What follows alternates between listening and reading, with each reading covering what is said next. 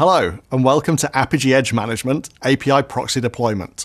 Today, we're going to talk about API Proxy Deployment, API Proxy Import and Export, and API Proxy Deployment and SDLC integration.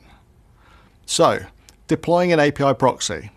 An API proxy is part of an organization. When you create or import a proxy, it is placed logically within the boundary of the organization you specify. At this point, the proxy exists but cannot be used. In our example, we have an environment called dev. When we deploy an API proxy to the dev environment, we are creating a logical association between the API proxy revision and the environment that we specify. A revision is simply a snapshot of the proxy code. At this point, the proxy is available to serve traffic.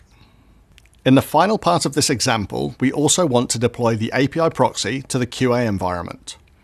Deploying the API proxy to another environment does not actually involve any movement of code artifacts. An API proxy revision can be deployed to multiple environments within the same organization simultaneously. In this example, we have a second organization, org B, and we would like to deploy an API proxy from org A into the dev environment in org B. In Edge, an organization represents a tenant. Organizations are hard, logical boundaries and drive strong separation of assets. For this reason, to deploy a proxy owned by org A to org B, we need to first export that proxy from org A, import the proxy to org B, and then deploy the proxy to the dev environment in org B. The same process applies equally to two organizations, regardless of whether they reside within the same planet or on two separate planets. API proxy deployment and other tasks doesn't require new tools. Many Edge customers choose to use their existing investments and toolchain, Git, Jenkins, Mavens, etc., when managing their API proxies. On screen, you can see how CI/CD tools can be used with Apigee. Proxies are exported from the non-prod planet. Next, they are committed to source control, where they're retrieved by the CI server. This can trigger deployments, which can then be managed by the build or deploy tool. This would have two stages, the first stage being the import of the proxy into production, the second being the actual deployment of the API proxy to the specified environment. It's important to remember that a deployment may be composed of more than just API proxies. Target servers, cache, and KVM definitions, as well as API products, etc., may well need to be promoted between organizations and environments. As we discovered in the last lesson, Apigee provides tools to assist in this process. When designing your deployment processes, it is important to understand the scope of all the resources and their dependencies. Here, you can clearly see which objects exist at the organization level, users, roles, companies, API products, etc., as well as those that can be scoped at an environment level, target servers, deployments, cache resources, etc. Again, being an API company, you can use APIs to get information about API proxies present in your organization. In this example, we're listing all the APIs. The call is made against the management server on port 8080, passing in the name of the organization. We can see when run against the validate organization that we have three API proxies returned: SmartDocs, HealthCheck, and Passthrough.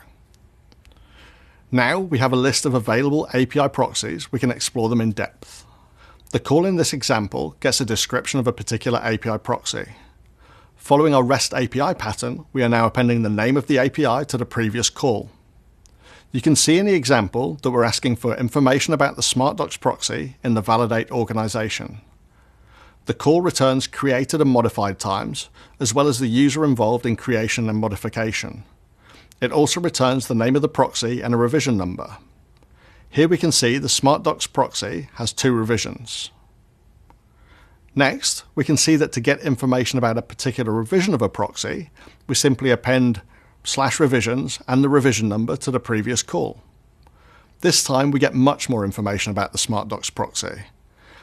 This is actually only a snippet of the full information, but the response contains the proxy-based path, context information, all the policies the proxy implements, which endpoints it uses, in this case default. The full information also includes target endpoints, a list of any resources the proxy uses, JavaScript, Python scripts, etc., as well as all the information seen in previous calls. In this final part, we look at how to export and import proxies.